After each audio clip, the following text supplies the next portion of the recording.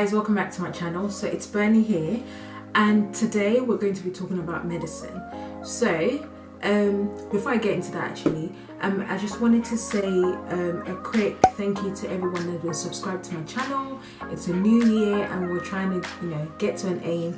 So if you guys haven't subscribed and you're still watching, please just hit that subscribe button below, and do put any comments if you have any questions, anything you want me to do. So I'll just jump straight into the video. I've done a video about my journey to medical school and it's one of my most viewed videos. So I thought I'd do like a part 2 to that from the titles you guys have seen. But this time I'm just going to address the main questions you guys always ask me, like the repeated questions I get. So it's kind of like the journey to medical school. So I'm just going to go for that really quickly. So one of the really common questions I get is like people, especially if they've done a degree before, like their age in medicine. I had someone message me one time and to say, oh, she was whether she said she was 24 or 25, I can't really remember, and then she's scared that by the time she finishes medicine she's gonna be old and croaked. To be honest, this is what I always say to everyone. Listen, you're going to do this whatever career you want to do in your life. You're going to do it for the rest of your life. You might as well work out what it is that you want to do now. And if that is medicine, time, like, age is nothing. Like, people will go to uni at any age. As long as you're ready to work hard and you're ready to put in, the dedication and motivation to do it, then age is really just a number. You can't say because I'm so and so age, you don't want to do what you want to do. Like, well, if anyone's asking, I'm 23 now at the moment. I went into medicine at 22. I think I'm 22. Yes, I was 22. So by the time I finish, I'll be 27, which is more than calm for me, because when I think of it, at the end of the day, when I'm still working for like 40 plus years, well, 30 plus years, let me just say, I'm doing what I want to do. So rather than doing biomedical science that I knew that wasn't for me and just sticking with it just because I'm thinking, oh, my age, nah. So yeah, whatever age you are, if you want to go for anything, not just medicine, just go for it. Another question I get is like financing medical school. So if you're from the UK and you know about student finance, of course, if you're doing medicine as your first degree, it will be financed in terms of your tuition fee and your maintenance loan in terms of taking care of yourself, well, rent and bills and stuff. But if you're doing medicine as a second degree, unfortunately, student finance ain't gonna give you that money. So they'll give you a maintenance loan, so they'll give you some money to like towards your rent and your bills, but they wouldn't give you anything towards tuition. So it's either you finance it yourself, or you get loans. Now, I don't really know much about loans, to be honest, because I don't know. I did was trying to look into it just before I went into medicine, but it was I don't know. I think maybe like you have to have some form of like find money in your account anyway and like a stable job. I don't know. I really don't. I might be wrong. If I'm wrong, please just comment down below.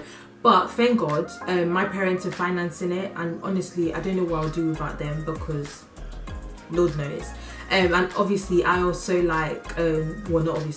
I'm also trying to do like a part-time job so I can save some money. Hopefully, by God's grace, maybe like in my 3rd year or my 4th year, I'll be able to finance it by myself and try to save them some money. But yeah, right now it's just student finance, Bernie. It's just my parents financing it for me. I'm aware you can get some like little bit of money, some like bursaries and stuff.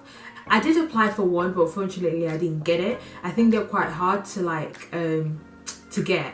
There's obviously a lot of people applying for them, and you have to be in a very serious financial situation to be able to be. So then the next question I get is like, well, I've only had this question twice, but I just thought I'll touch on it. I might do a whole video about this, but it's like people talking about being a woman in medicine. Now, obviously, thank God, by God's grace, a lot of women are coming into medicine and we're being acknowledged it's not just a stereotypical man as a doctor. We're getting a lot more women in medicine. But then another thing that comes into play is balancing that and your family. Now, if I'm being honest, I'm just taking it 1 year at a time. Obviously, I've thought about it in the sense that I don't want to create, again, I'm not saying that that's what medical doctors do, neglect my family in the sense of chasing other people. Yes, I've sacrificed, I've put my life out. I've put my services out to become a medical doctor and to look after people, but at the same time, I still got my family. So I really don't know how to answer that question right now, but like I said, I might do a whole video about it once I've got my information right, but I just don't want to dive into it yet. You obviously can definitely balance being a doctor and having a family. That's no problem whatsoever. People have done it. So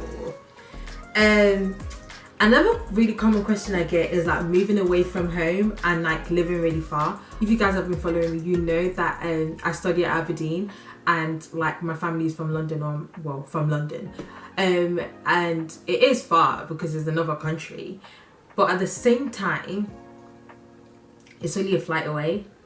It's literally like 2 hours away, so it's not that far. But then you do get people that live like in like completely different continent, like people go to like Europe to study medicine and things like that. Honestly, if your family or your friends know that this is what you want to do, I'm sure they will support you in whatever it is that you want to do. Like whether it being you're just going to I don't know another country like Scotland in the UK, or you're going to a completely different continent.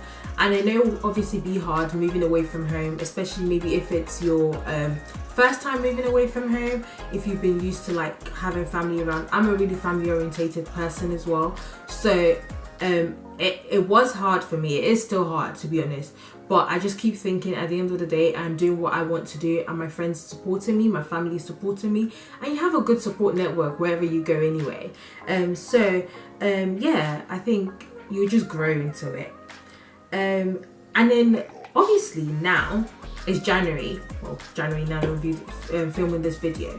A lot of people have been messaging me about like not getting an interview and them being very let down, the feeling of rejection basically.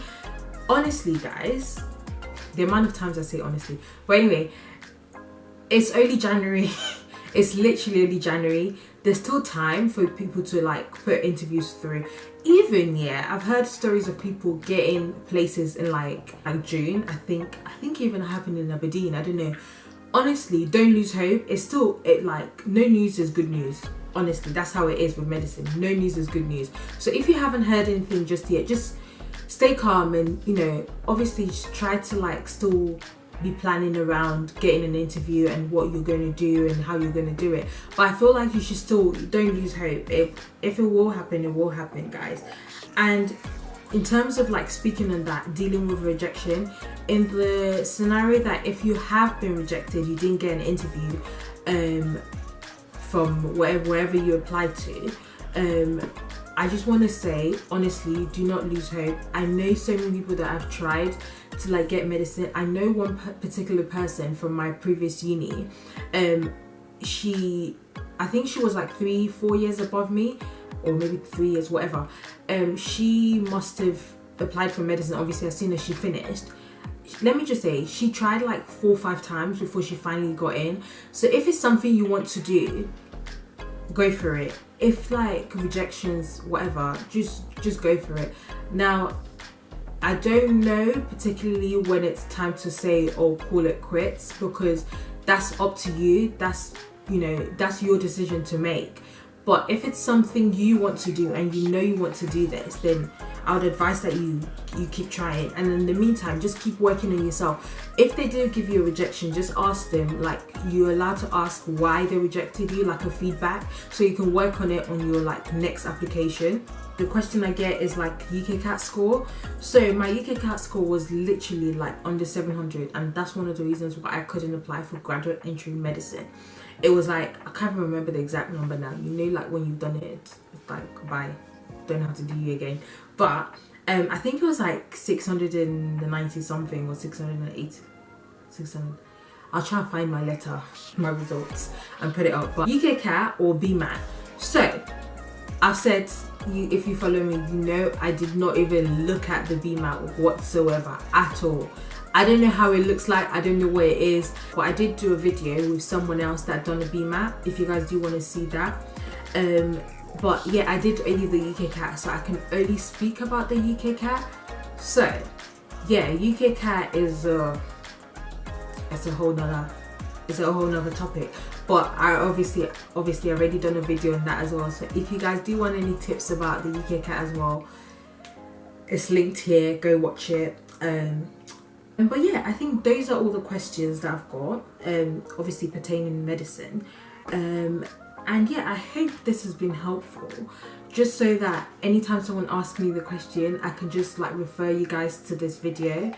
Thank you guys so much for watching. If you've enjoyed this video, don't forget to give it a thumbs up, so you know I know to do more videos like this, you know, answering your questions and stuff. Also don't forget to leave a comment in the comment section below. I always want to hear you guys like perspective on things and like what I've said. So like things like that, career women in like medicine, you know, having a family as well. If you guys have any thoughts about that, just put it in the comment section below. Like I said, I will try to do a whole video on that, because it's actually kind of close to heart.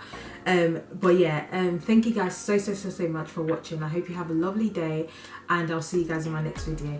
Bye.